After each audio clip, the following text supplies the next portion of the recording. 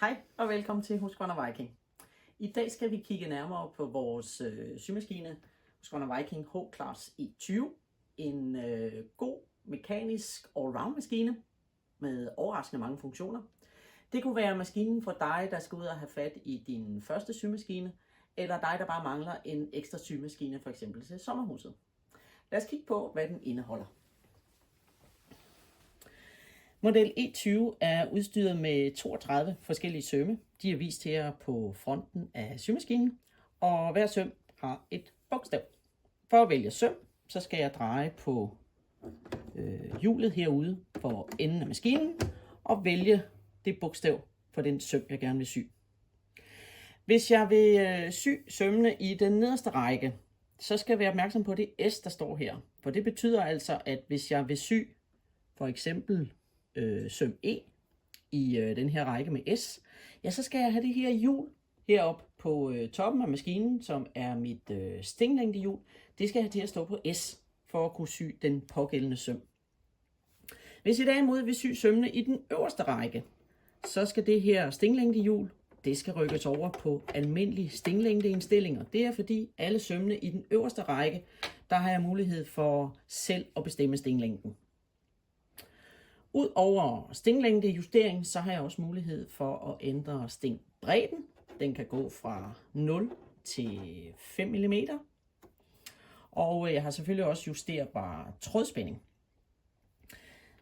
Maskinen er udstyret med 2 trådholdere her om bagpå, og det betyder, at jeg selvfølgelig også kan sy med en dobbeltnål. Hvis jeg fjerner tilbehørsæsken, så får maskinen en friarm, og det er enormt praktisk, hvis jeg skal lægge bukser op, eller sy ærmer, ærmegaber, altså mindre rørformede emner. Og hernede i tilbehørsæsken, der kunne tilbehøret selvfølgelig meget praktisk være placeret, og lad os lige se, hvad der følger med. Der er et nålesortiment, en lille skruetrækker, en kviltelineal, et par filtskiver til trådholderne, ekstra spoler, en opsprætter og en rengøringsbørste.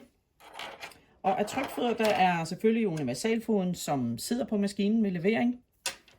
Der er en lynlåsfod, en knapholdsfod, en kvilte- eller patchworkfod, en satinsømsfod, trykfod til usynlig oplægning, og den sidste er en stoppefod eller en frihåndsfod. Og for at kunne bruge den, der skal jeg kunne sænke transportøren, og det har jeg mulighed for her på undersiden af friarmen ved at skyde det her lille greb til den modsatte side.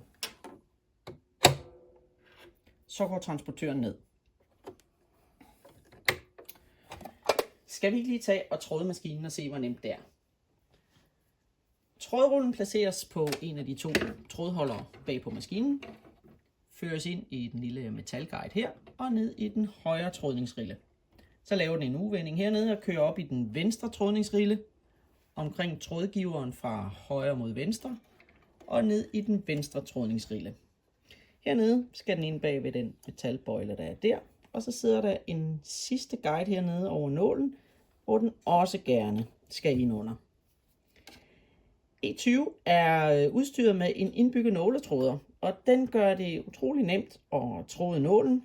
Du tager tråden ind under den lille finger, der er der, trykker nåletråderen i bund, tager tråden hen mod højre, slipper nåletråderen, og så er der en lille lykke, der bliver trukket igennem nåleøjet, som du lige trækker igennem nålen.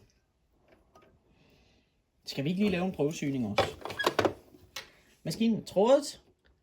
Jeg har valgt søm E, som er en 60 zigzag. Jeg har indstillet længde og bredde, og så prøver vi lige, om maskinen kan sy.